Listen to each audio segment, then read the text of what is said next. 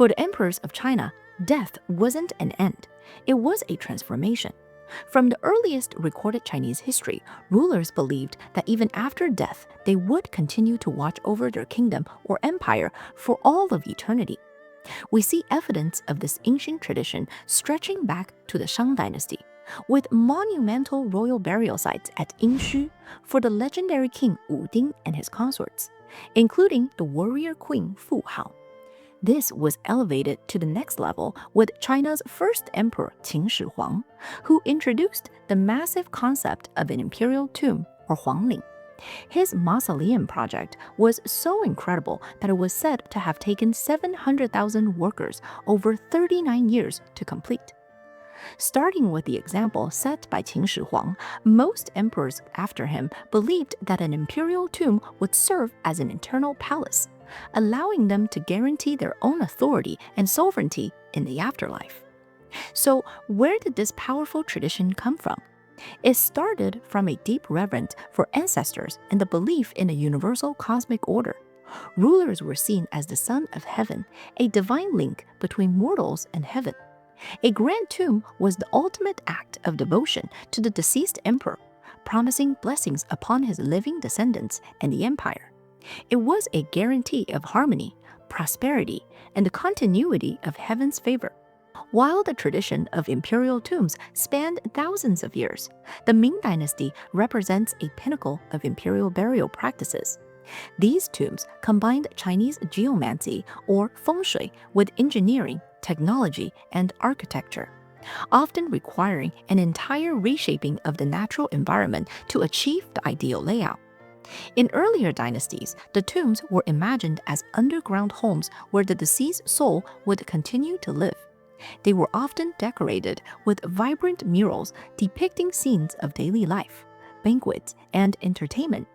But the Ming Dynasty shifted from this. Instead of a house for the soul, they built shrines for the body. To protect the body from decay, the coffins were sealed to be airtight, and advanced drainage systems were developed to keep the tombs dry. This engineering reflected a deeper change in philosophy. The body itself became a sacred vessel, preserving a tangible and lasting emotional bond with the deceased emperor for eternity. Hey everyone, I'm Amy. In today's video, we're going to visit the monumental imperial tombs of the Ming Dynasty, exploring how these eternal palaces were built, what they contained, and the profound beliefs that shaped them. Did you know that 13 of the 16 Ming Dynasty emperors were buried in the same area? This is the famous Ming Dynasty tombs, located to the northwest of Beijing. This was not one giant tomb, but was actually 13 separate imperial tombs, all built within a single valley. This was a testament to their belief and desire for dynastic unity even in death.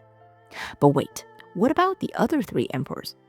The founding emperor of the Ming Dynasty, Emperor Hongwu, rests at the Xiaoling Mausoleum in Nanjing, the original capital of the Ming Dynasty. Emperor Jianwen, the second emperor of the Ming Dynasty, lost the throne in a brief civil war with his uncle, who would become the third emperor of the Ming Dynasty, Emperor Yongle. Overthrown and disgraced, Emperor Jianwen was not granted an imperial burial typical for an emperor. Emperor Yongle then moved the capital of the Ming Dynasty to Beiping, renamed it to Beijing, and created the Forbidden City that we all know today. The third missing emperor has an even more fascinating story. This was Emperor Jingtai, the seventh emperor of the Ming Dynasty. He came to power as the new emperor after his older brother, Emperor Yingzong, was captured by Mongolian tribes during a war campaign. Unfortunately for him, Emperor Yingzong was eventually released and returned to the imperial palace. While initially kept under palace arrest, Emperor Yingzong was able to rebuild his power and took back the throne through a coup in 1457. Emperor Jingtai died a month later. He was buried with the honors of a prince and was denied burial in the imperial tombs for the emperors. So how did the imperial tomb actually work? Was it just for the emperor? Not exactly. The main underground palace chamber was primarily built to house two individuals, the emperor and his empress. There were also many separate, smaller tombs within or near the main imperial tomb complex that were intended for the emperor's higher-ranking consorts. The death of an emperor was not just a burial, it was a nationwide event, somewhat like the passing of a pope or monarch today. When an emperor died, the entire empire entered a period of national mourning known as guosang. All entertainment was forbidden, marriages postponed, and officials even switched to blue ink in place of the usual black ink for their documents. The emperor's body was ritually cleansed, dressed in fancy burial robes, and placed into an ornate coffin. For days, the new emperor and his imperial family maintained a constant vigil. Next was the grand funeral procession, known as Fa Ying. This was a large public procession meant to demonstrate the unwavering power and authority of the throne. Thousands of soldiers and officials led the way, escorting the emperor's coffin along the sacred spirit way, Shen Dao. This wasn't just a normal street, it was the grand pathway leading to the imperial tomb complex, lined with giant stone statues of guardian animals and officials. These were the emperor's eternal guardians and servants, guiding his spirit to his final resting place. The burial of an empress also followed elaborate ritual protocols. As the mother of the empire, her journey to the imperial tomb was also a demonstration of dynastic legitimacy and continuity. But exactly how it was handled would depend on when the empress died. If the empress died before the emperor, her coffin would be temporarily stored in a special hall near the imperial tombs. After the emperor's death and burial, the funeral procession for the empress would be held. This was when her stored coffin would be moved through the spirit way to be buried alongside the emperor. If the empress died after the emperor, her funeral would take place shortly after her own death. Her grand funeral procession would travel directly through the spirit way to her place of burial beside the emperor. In these cases, the empress would normally have already been elevated to Empress Dowager, and her funeral and burial could be conducted with even greater honors, because she was now both the mother of the current emperor and the wife of the previous one. Now, what about the other imperial women, the consorts and the concubines? Their fates were incredibly varied, mostly dependent on their rank, favor, and if they had a child. I mentioned earlier that there were smaller, separate tombs near the imperial tomb for high-ranking consorts. There were also designated imperial cemeteries for the lower-ranking or childless consorts. However, in the early Ming Dynasty, there was a much more horrifying fate for many of the low-ranking or childless consorts. After the founding of the Ming Dynasty, Emperor Hongwu brought back an ancient ritual, the practice of accompanying burial, known as Xunzang. This ritual required that selected consorts, usually lower-ranking and childless, join the deceased emperor in death. They would be forced to hang themselves, take poison, or were sometimes executed directly in the imperial tomb complex. It was recorded that around 40 consorts were forced to die in order to be buried with Emperor Hongwu. Certain records state that even some palace maids were forced to join this burial. It is believed that these women were buried in the side chambers within the emperor's imperial tomb. Sometimes artisans, workers, and even guards were also subject to Xunzang. This was believed to protect the construction secrets of the tomb, as well as to continue serving the emperor in the afterlife. This horrible practice was ended by Emperor Yingzong in 1464. If you're interested in learning more about Xunzang, I made a separate video about it that goes into more detail here. Beyond the emperor's immediate household, the other imperial family members also had distinct burial traditions. None of these relatives were buried in the main imperial tomb. Instead, they had their own separate burial places, depending on their rank and status. For example, the princes of the first rank usually governed their own territories and had their own princely tombs, known as Wangling. These tombs were built within their own territories and often mirrored the architecture of the imperial tombs. Others would usually be buried in designated imperial cemeteries. All of this was based on their rank in the imperial family, reflecting the structured hierarchy of imperial China. Building an emperor's tomb wasn't just an architectural challenge, it was a cosmic one. This eternal palace had to be perfectly aligned with the very forces of the universe. Why? to guarantee the emperor's peaceful rest and, by extension, the continuous blessing of heaven. Interpreting these invisible cosmic forces fell to a unique and powerful government body, the Directorate of Imperial Astronomy, or Qingtianjian. This institution, which you might have even seen in T-dramas like Legend of Zanghai, was the empire's ultimate authority on all things celestial. The idea of a specialized department for astronomy goes all the way back to the Zhou dynasty. These early offices, sometimes known as Taishi Yuan, often held combined responsibilities, acting as both chief astronomers and official historians. By the Ming Dynasty, this department was formally renamed to Qingtianjian and had a more focused role. It became responsible for all things related to astronomy, including astrology, fortune-telling, and feng shui. They also created and managed the official calendar, tracked the planets across the sky, and predicted eclipses. This was the department that advised the emperor on how and when to be lucky. The Qingtianjian was staffed by officials who often inherited their positions, passing down their secret knowledge through generations. Their duties were fundamentally political. They weren't just scientists. Their job was to prove that the emperor ruled in harmony with the cosmos, reinforcing his mandate of heaven. One of their most critical responsibilities for the burials was the application of Chinese geomancy, feng shui. For example, officials from the Qingtianjian were dispatched to survey the land in search of the most auspicious site for the Ming Dynasty tombs. What were they looking for? A place where the cosmic energy, qi, flowed in a benevolent way. An ideal location needed a high mountain range to the north to block evil spirits, then lower hills to the east and west, like protective armrests, and a river flowing in the south.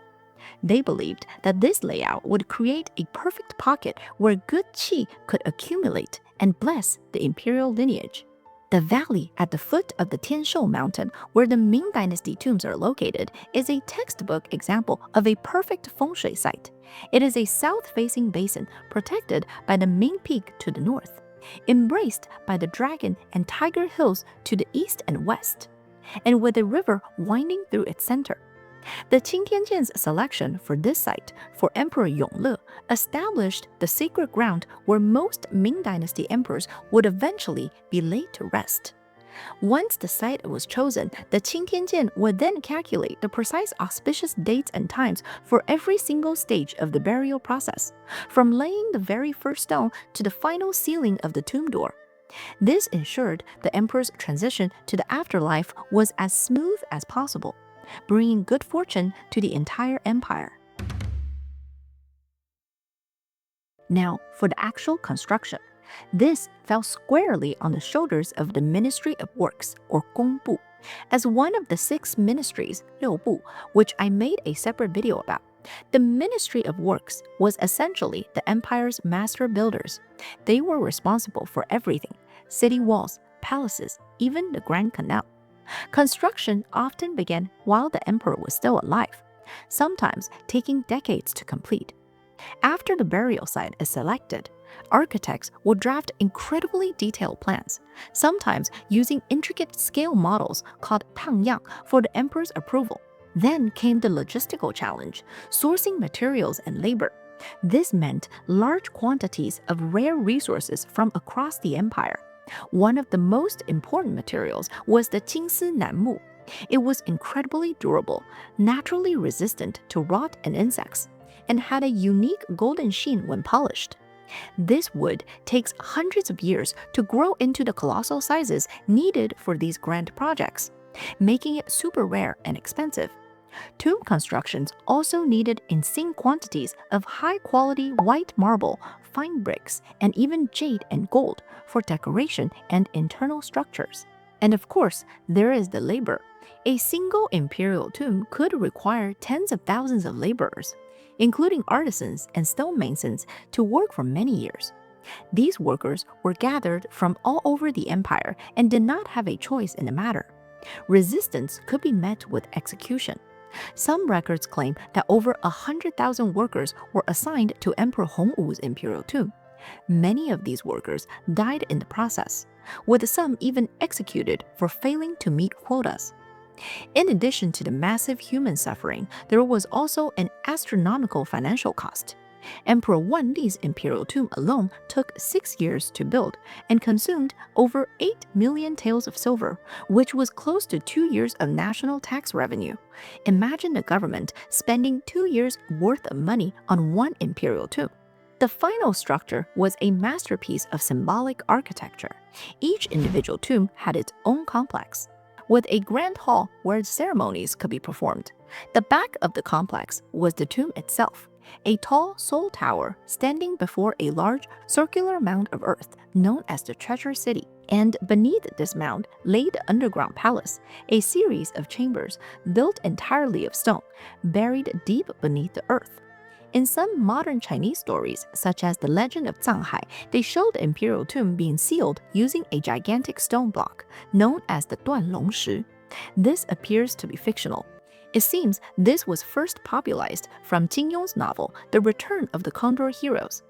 There are no archaeological reports or records of a single gigantic sealing stone. In reality, after the burial of all tomb occupants, the imperial tomb would be sealed using multiple stone slabs and a reinforced structure. These slabs and walls were often dropped into place or slit shut, and then secured with masonry and packed earth.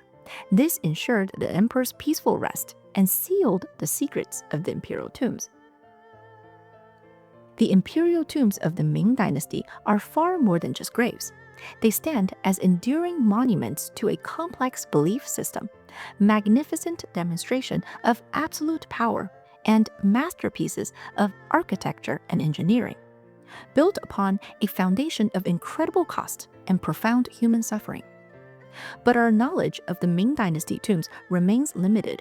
A planned excavation of the tombs in the 1950s turned out to be a catastrophe, with thousands of priceless artifacts damaged due to improper techniques. It got worse during the Cultural Revolution, when the remains of Emperor Wanli and Empress Xiao Duanxian were desecrated. These unfortunate losses led to a firm policy that no other imperial tomb would be excavated, leaving the secrets of the other 12 emperors protected. Let me know your thoughts about these imperial tombs in the comments, and if you enjoyed today's video, don't forget to like and subscribe.